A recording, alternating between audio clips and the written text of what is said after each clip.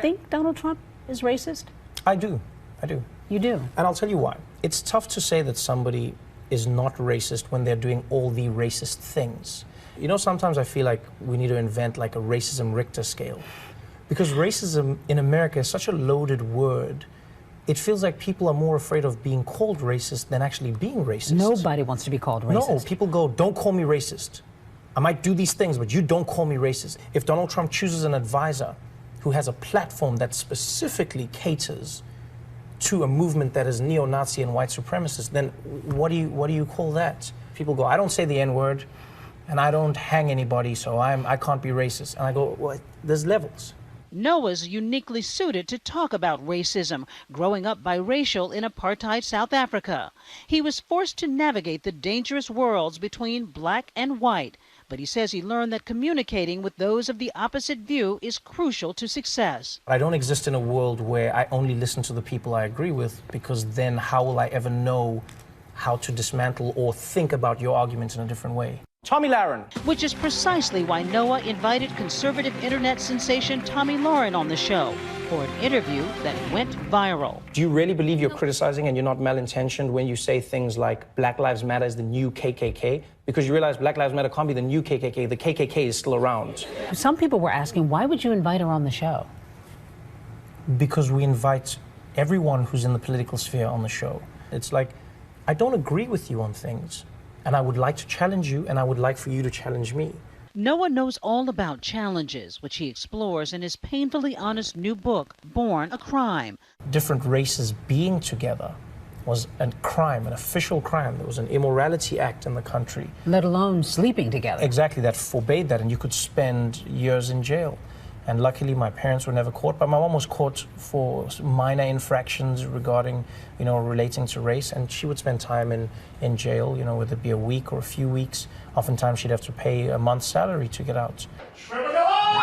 His journey has led him here to one of the most coveted jobs in comedy. Knowing where you've come from, such difficult times, do you sit here sometimes and go, wow? Every day. Sometimes you get caught up in, hashtag first world problems. You're in a world where people convince you of problems that aren't real. Every single night I sit at the desk, every single night I talk to the audience. I appreciate every single inch of this place. Each day begins just after 9 a.m. in the Daily Show morning writers meeting. Yeah, that's the one. That's the one. Nice thoughts. The staff presenting pitches for that night's show. I found one Facebook Live show where it's called The Wheel of Fugitives. Yes. And the cops spin the wheel and it lands on somebody's mugshot. Wait, the police are doing this? Yeah, the police are doing Wow. No, man. This idea culminates into a hilarious segment, later delivered by correspondent Hassan Minaj. Yes! This is so much fun! No, Hassan, I don't know how I feel about this. Like, we've got to take law enforcement seriously. Dude, loosen up. Tell me you weren't happy when the wheel didn't land on the black guy. When you go out there, still, it's been more than a year now. Yes. Does it still feel exciting, scary, what? You never know. It's a different audience every day. It's different jokes every day. So there's always a possibility that anything could happen. This newfound fame, a stark contrast from Noah's tough childhood. So when you're writing a book, is it painful to go back over all of that, or is it cathartic? I think it's a combination of both. I think through the pain comes the catharsis. Writing stories about growing up in a home where we sometimes didn't have food is painful. Remembering stories of growing up in a home of domestic abuse, painful stories. One of the more painful ones involving his abusive stepfather and the terrifying day he shot Noah's mother, Patricia, in the head. Did you think you were going to lose her? I did. My mother was shot not just in the torso, but in the head. And a head shot is a head shot. You don't think a person's recovering. And miraculously, she came out on the other side with no permanent damage. It's something that my family has lived through and now we laugh about, and that's who we are as a family. Is that where your comic chops came from? Laughing at the pain? I think so, yeah. Laughter is an escape. I feel like Laughter reminds you of your best self, your favorite self, your freest self. He turned that laughter into a career, becoming one of the most successful comics in South Africa. So Oprah flew down on her jet and she built the school. $50 million she spent. She was like, "You're not going to spank these kids, are you?" And the headmaster was like, "No, never. We beat them. But because it's Oprah's school, everybody's getting one. You're getting a beating. You're getting a..."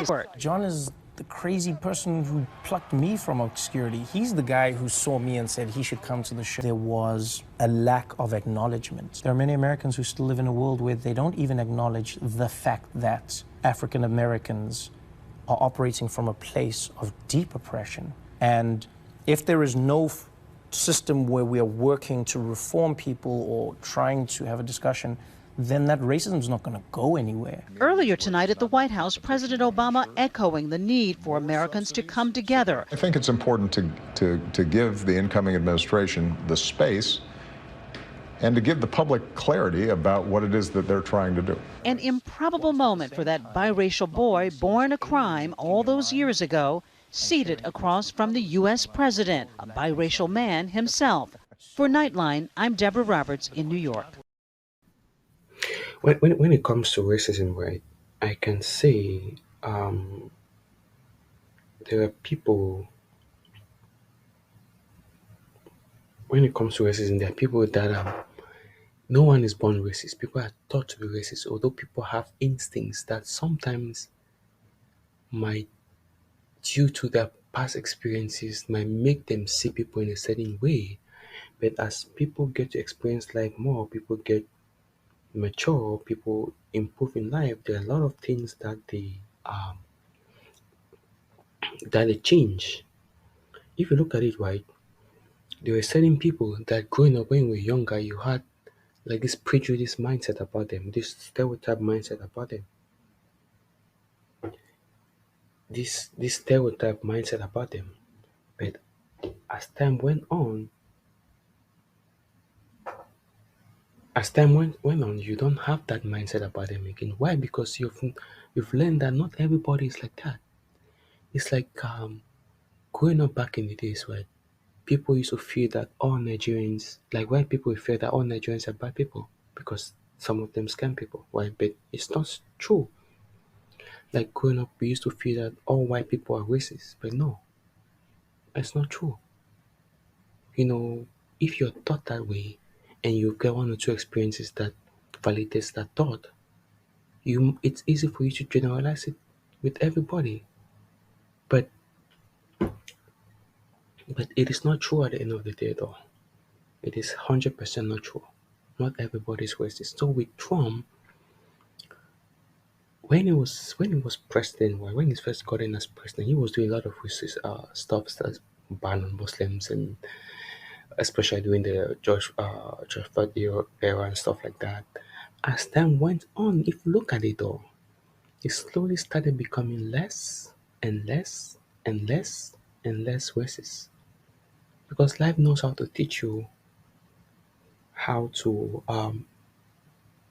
life knows how to correct the perception, the mindset, and the stereotype that you've had against people, against other things. So life knows how to teach you that, how to correct you. Since it is prone for people to have stereotype mindset about people, life knows how to correct that for you. So with all the Trump experiences that he has gone through and what is still currently going through, I can say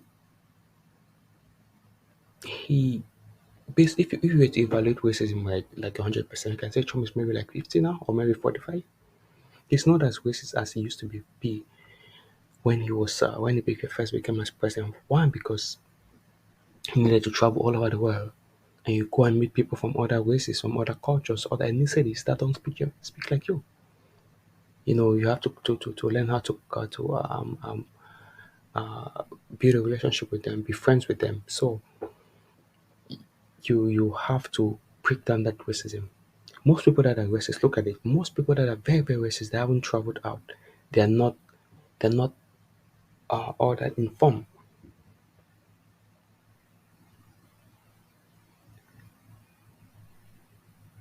They are not all that informed, and and and they know less. The more you are informed, the more you travel out, the more you meet people, then you know that America is not just a country where everybody speak English or where people have no accent. People have accents. And accent is beautiful, it's diversity. That's what makes the world beautiful. That's what makes the United States more attractive because of the diversity. People like to come to places that are very, very diverse because with diversity comes with different mindset, different point of view, different talents, and different perspectives, right? Different ways of reasoning and ways of seeing things. That is why you see a lot of companies strive for.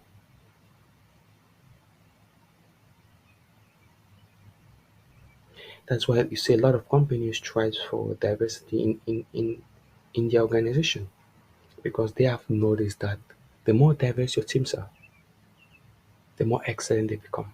Because people come with a different point of view, different mindset, different ways of doing things, which in turns at end helps you do astonishing things.